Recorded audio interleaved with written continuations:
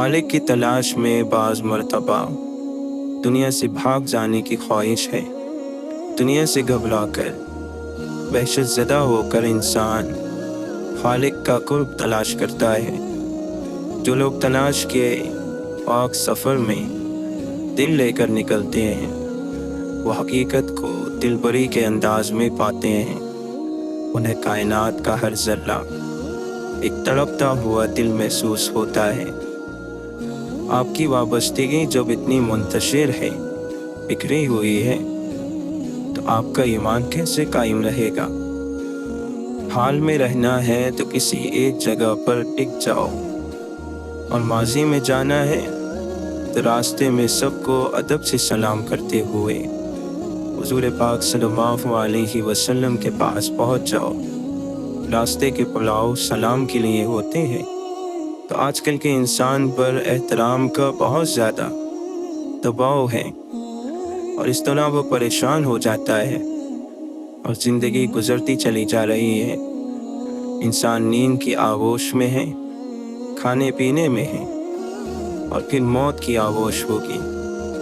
اگر کوئی ایک تفسیر اتنی لازم ہوتی تو کتاب کی تفسیر پیغمبر صلی اللہ علیہ وسلم خود ہی بیان فرما دیتے۔ اس کتاب کی تفسیر آپ صلی اللہ علیہ وسلم کی زندگی، سیرت پاک پڑھو اور کتاب کی تلاوت کرتے جاؤ۔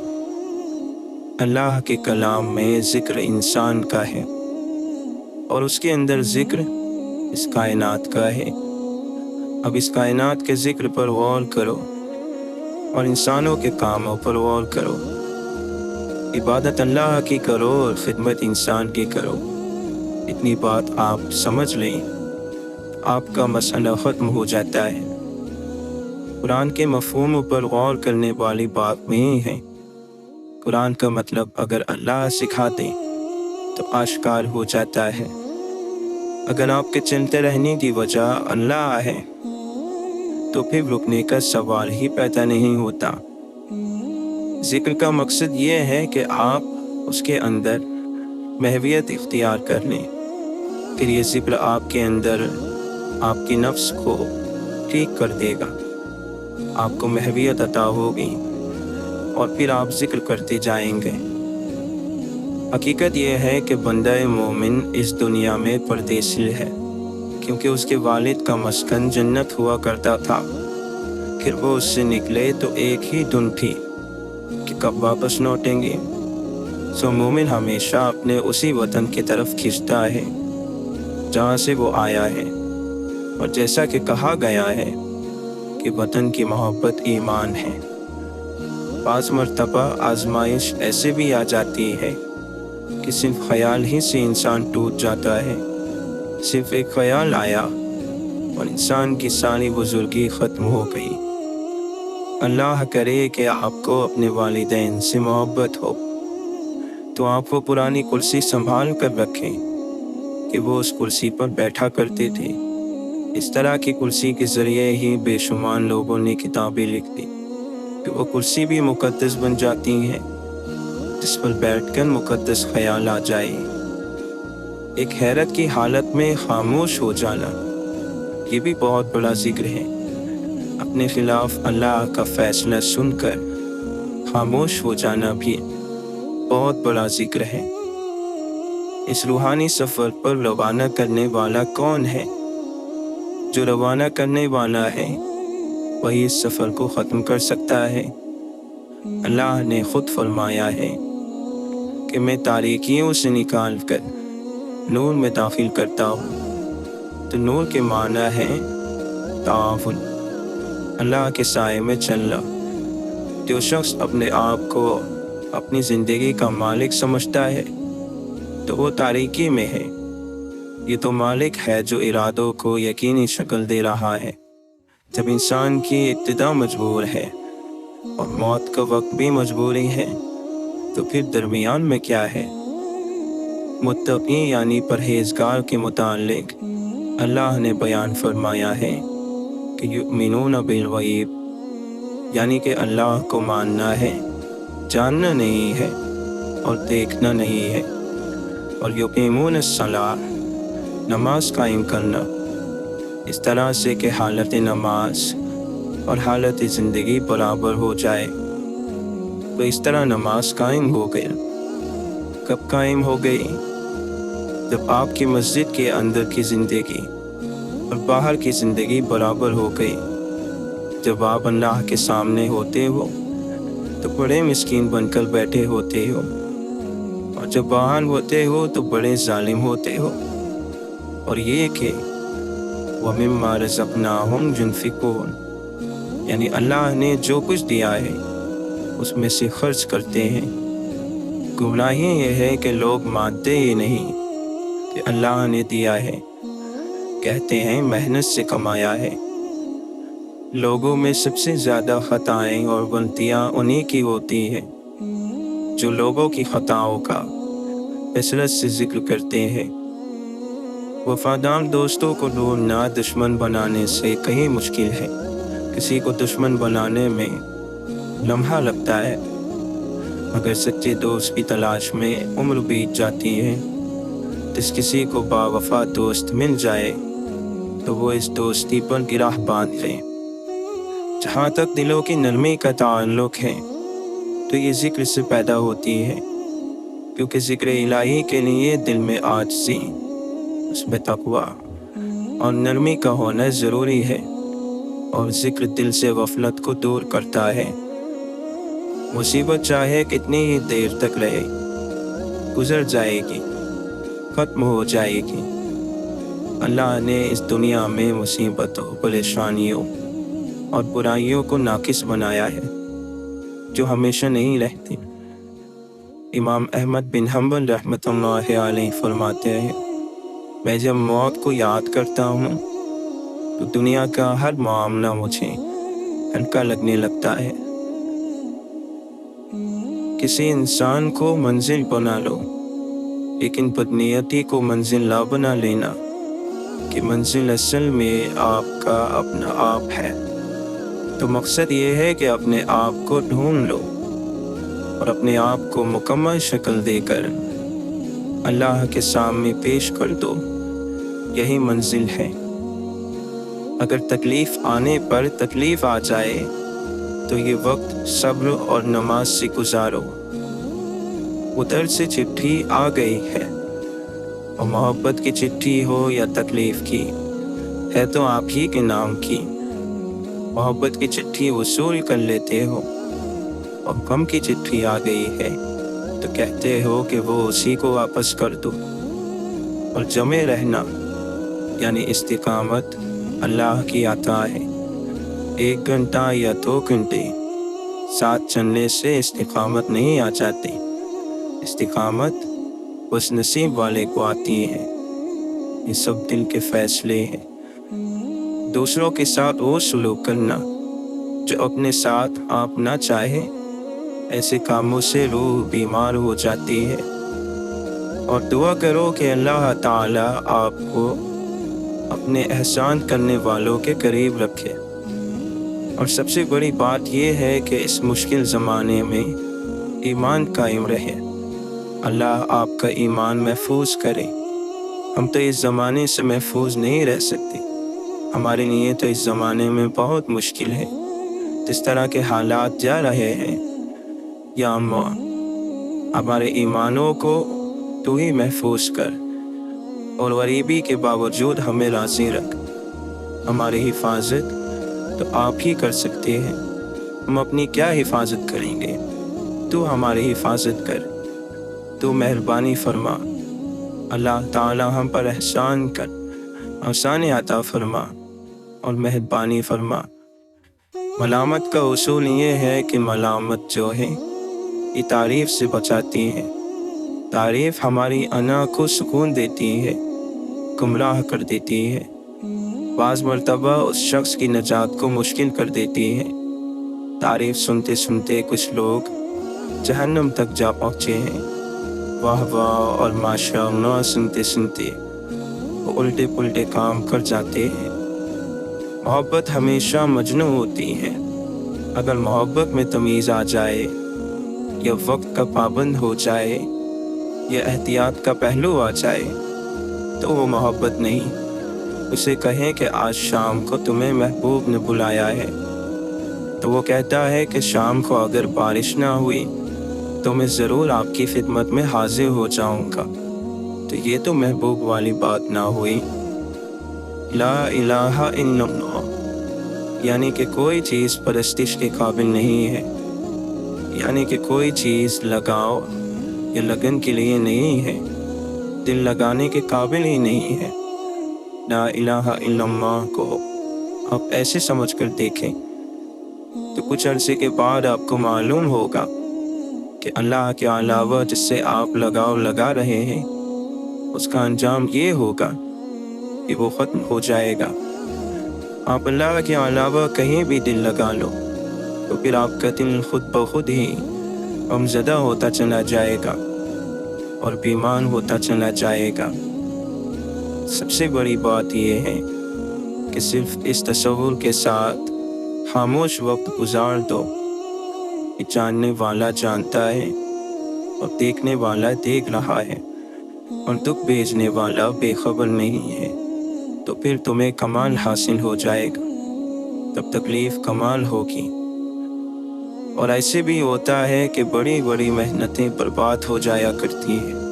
دعا کرو کہ اللہ ہمیں اس بڑیا کے نصیب سے بچائے جس نے محنت سے سود کاٹا اور پھر سب الجھا دیا۔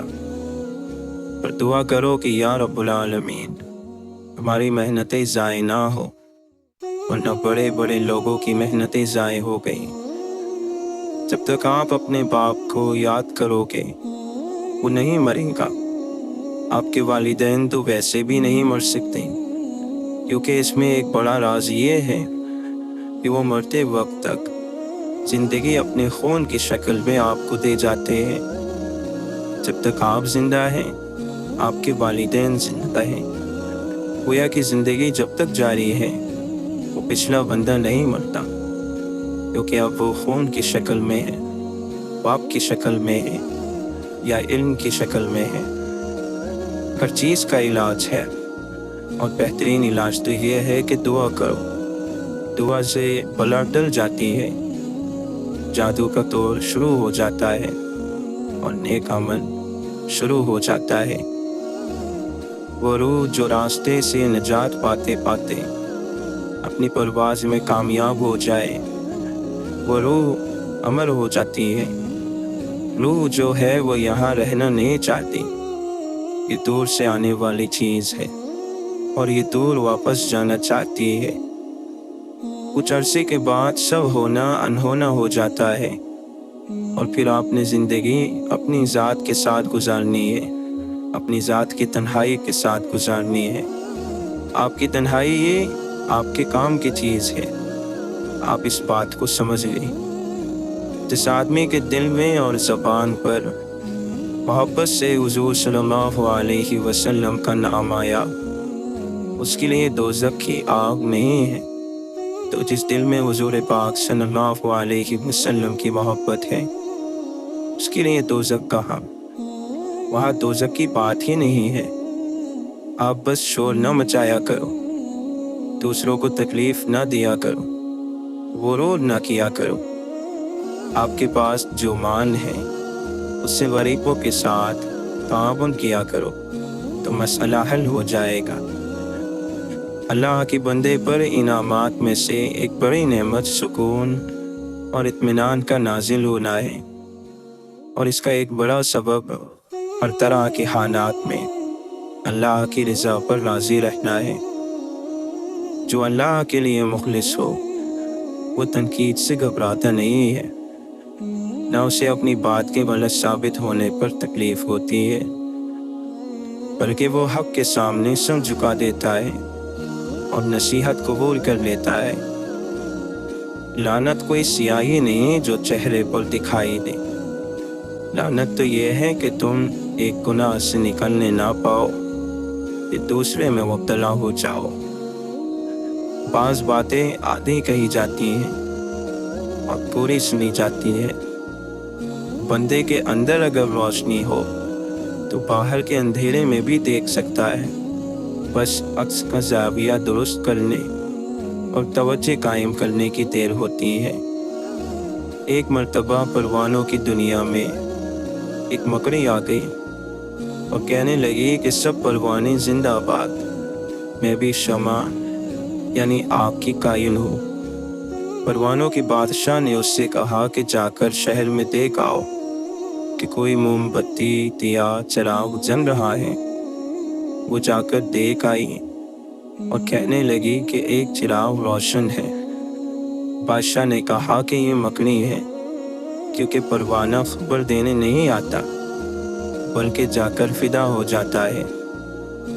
اپنے اندر کا راز جگانے کے لیے زمین کی قربت، مٹی کا لمس اور مہک، خاموشی، تنہائی اور سفر کے ساتھ صبر بہت ضروری ہے۔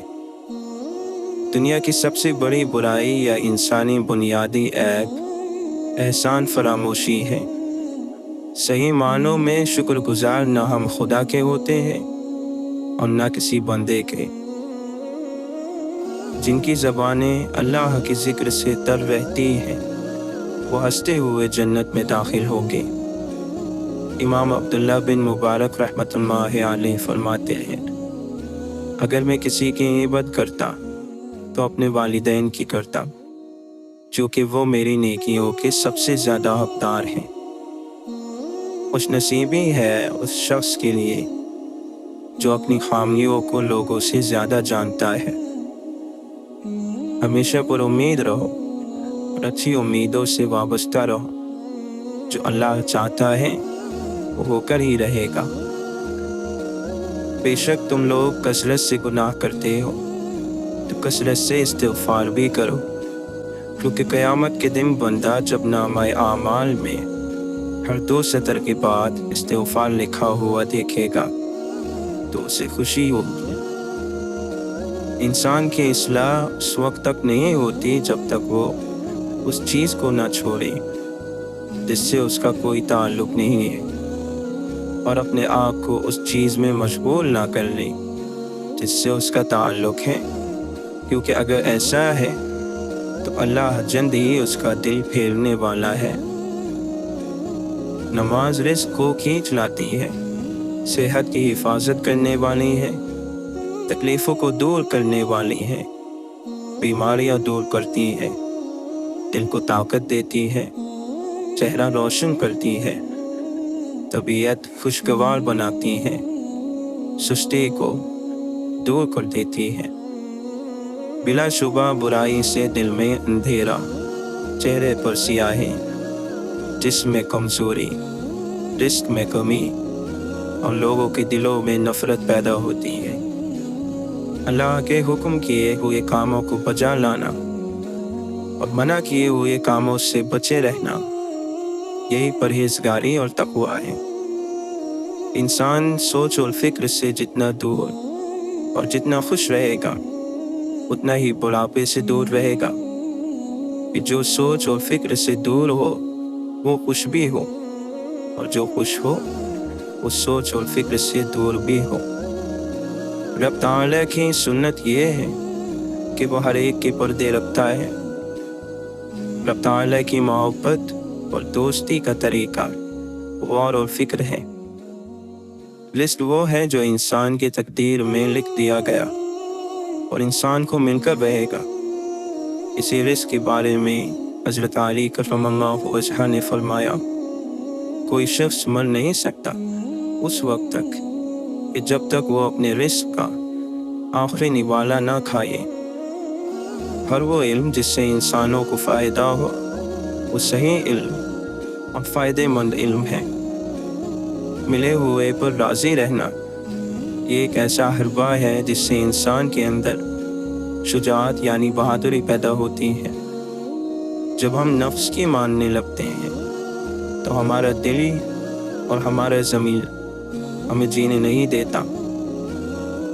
ہم ہر طرح کے مشکل حالات میں ثابت قدم رہتے ہیں تو پھر انعامات کی بارش ہوتی ہے۔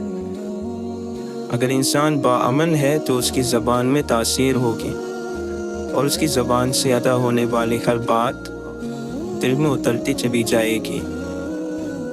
سچائی کے راستے میں تکلیفیں اور دکھ تو آتے ہی رہتے ہیں، لیکن ان کے خوف سے سچائی اور دیانتداری کا راستہ چھوڑ نہیں دینا۔ اللہ کے بندے کی زندگی کا بنیادی مقصد یہ ہوتا ہے کہ میرا کسی پر کوئی حق نہیں، لیکن دوسروں کے حقوق کی ادائیگی مجھ پر لازم ہے۔ جب قناعت انسان کے اندر پیدا ہو جاتی ہے تو انسان کو جو کچھ میسر ہے اس پر راضی ہو جاتا ہے۔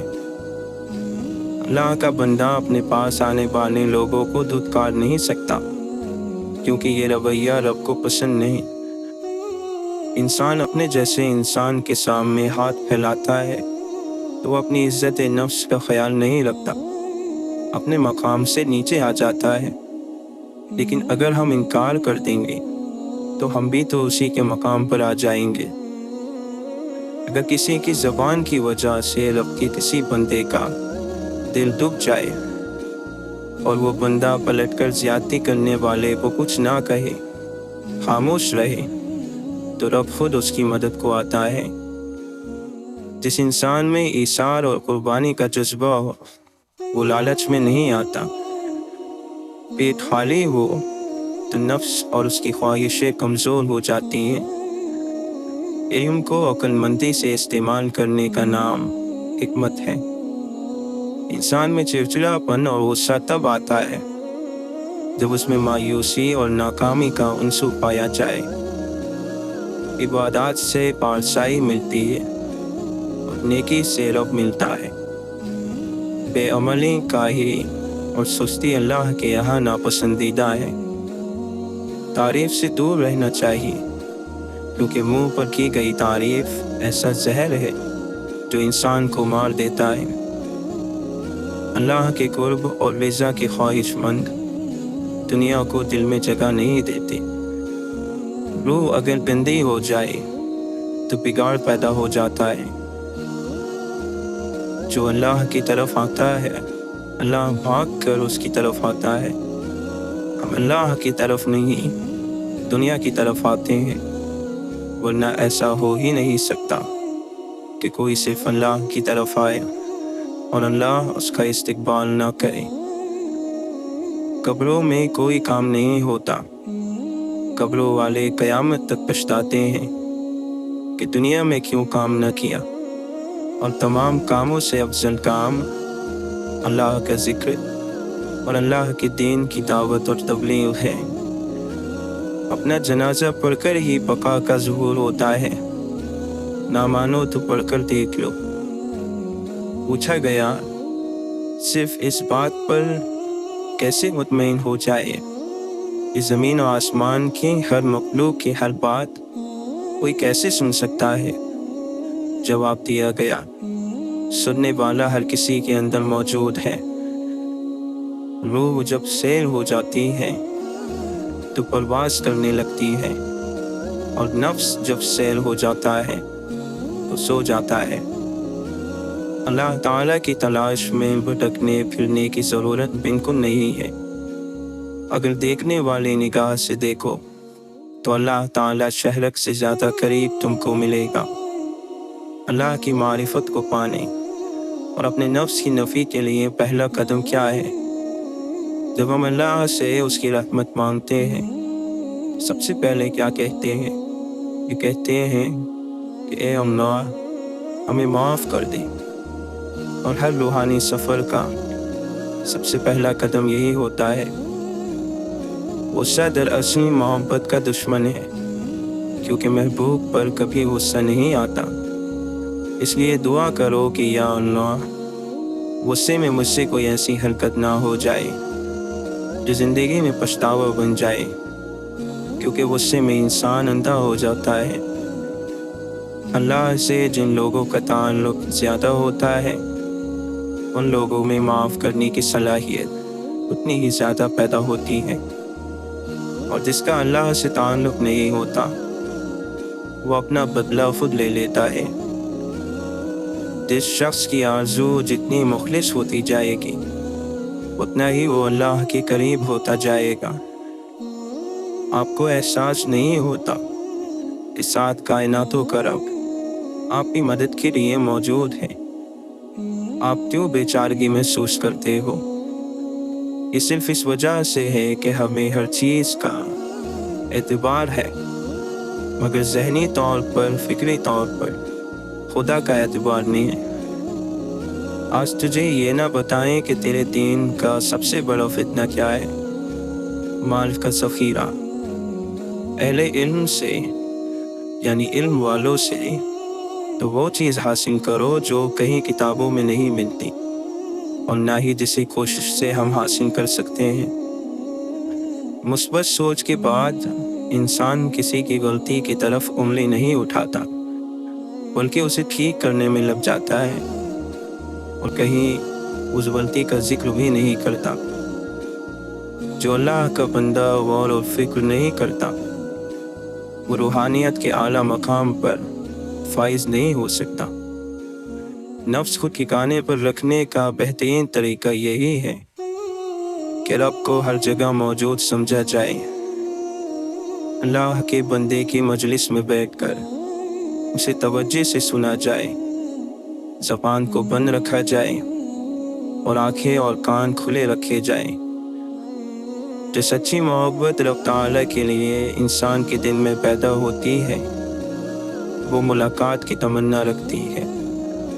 हर वो काम जो जल्दी में किया जाए और आसानी से उसका नतीजा हासिल कर लिया जाए, उस काम की ज़िंदगी बहुत कम होती है।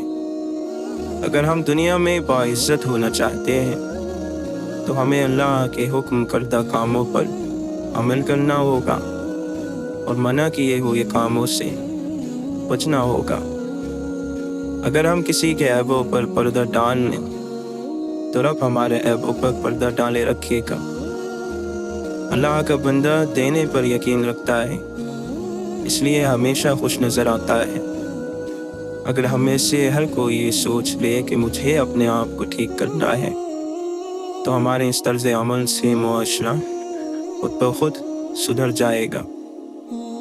जब अक़ल और तदबीर और फ़हम व फ़िरासत पैदा हो जाए तो इंसान को अच्छे में से सबसे ज़्यादा अच्छा परखने का हुनर आ जाता है। अल्लाह ताला को ऐसे इंसान की निस्बत जिसने सारी ज़िंदगी गुनाह नहीं की, वो शख्स ज़्यादा पसंद है जिसने गुनाह किए, फिर शर्मिंदा हुआ और तौबा करी। जहाँ एहतराम होता है वहाँ खामोशी हो जाती है। बेहतरीन रोज़ी वो है जो आप अपने हाथ से कमा कर खाए। जिस शख्स ने अपने अंदर अल्लाह पर भरोसा और तवक्कुल पैदा कर लिया, वो सोचों और शुबहात से दूर हो गया। जब हम सच की वजह तक पहुंचने की कोशिश करते हैं तो हकीकत तलाश कर लेते हैं। अगर हम दिल को गंदगी और आलाइशों से पाक कर लें तो वहाँ रब रहने लगेगा और हमें इत्मीनान महसूस होगा। हलाल लुक़मे के मुंह में आने से इबादत का शौक़ पैदा होता है। अगर आपके समझाने से किसी को समझ न आए तो फिर उसे खुद से समझने के लिए वक्त देना चाहिए।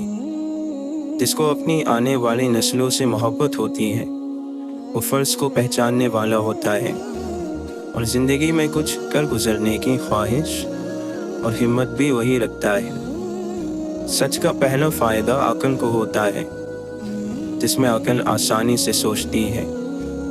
शक करने की आदत उस वक्त तक नहीं छोड़ती है जब तक आप सवाल करना नहीं सीख जाते। अगर किसी अमल को नतीजे की बुनियाद पर ना परखा जाए तो फिर कभी भी इस बात पर इत्तेफाक नहीं हो सकेगा कि क्या सही है और क्या गलत। सोच कर बोलना हिम्मत के कामों में से एक काम है। झगड़ों में उलझे रहने का मतलब है कि आपको ये मालूम नहीं है कि ज़िंदगी आगे बढ़ती रहती है। तूफ़ान कमज़ोरियों की सही तौर पर निशानदेही करता है। हर काम बातों का एक फल होता है। एक शख्स की तरक्की दूसरों के लिए उम्मीद है। इंसान दुनिया से खाली हाथ जाते हैं, इस हकीकत पर लोगों को शुक्र अदा करना चाहिए। तवज्जो देने से सोच में कुशादगी पैदा होती है। مایوسی جلد بازی کا فن ہے۔ کتنا فرق ہے ان دو اعمال میں، وہ عمل جس کی لذت ختم ہو جاتی ہے مگر اس کا اثر باقی رہتا ہے، اور وہ عمل جس کی زحمتیں ختم ہو جاتی ہیں مگر ثواب باقی رہتا ہے۔ اگر عقل کو درست معلومات دی جا رہی ہے تو وہ مسلسل اپنا کام جاری رکھتی ہے۔ بیوقوف کا مقابلہ جواب نہ دے کر کرو، اس سے منہ پھیر لو۔ جواب نہ دو گے تو لوگ تمہارے مددگار بن جائیں گے۔ بیوقوف کو جواب دینا آگ میں لکڑیاں ڈال